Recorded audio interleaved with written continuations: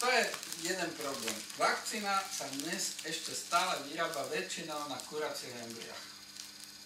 Väčšinou.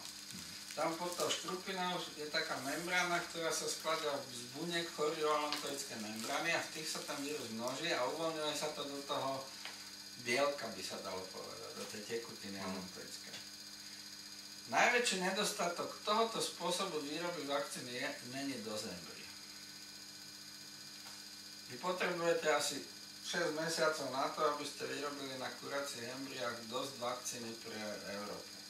Tým ostatným nedáte nič. No ale dá sa vyrábať aj už na bunkových kultúrach vo fľaške, vo fermentéroch. Lenže je to oveľa drahšie a tie postupy sa vylepšujú, hej? A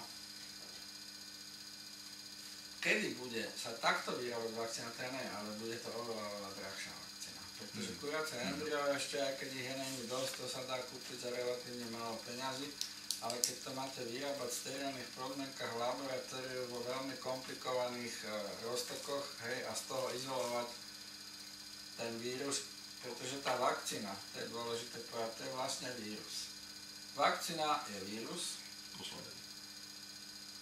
to Rusi vyrábajú, také vírusy, ale teraz aj Američania, lebo zase tie vakcíny, už tým skončím, som vás zničil. Vakcíny existujú dva druhy, živé, neživé.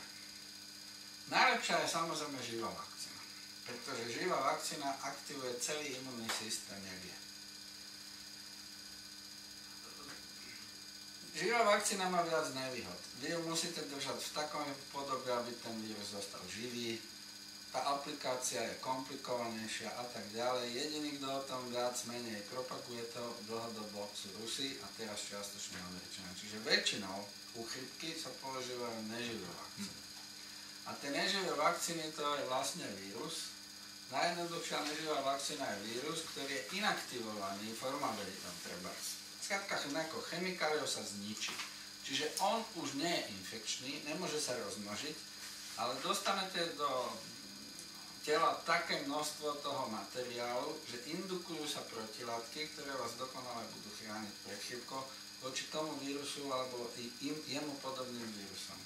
No a potom existujú ďalšie vakcíny, kde už nedostanete celý vírus, ale jeho časť, prípadne je o vyššom stupni čistoty, aby malým deťom to nespôsobilo problém. Čiže to sú také... Jasné. Existujú minimálne 3 druhy vakcín neživých, ktoré sa bežne používa. A keď ide o deti, treba povedať, aj u kliešťovej encefalitidy. Tá vakcína, ktorú používajú malé deti, je iná. To nie je len, že dostanú menšiu dávku, ale je aj iná. Je tak upravená, aby to mali, myslím, už od 1,5 roka to môže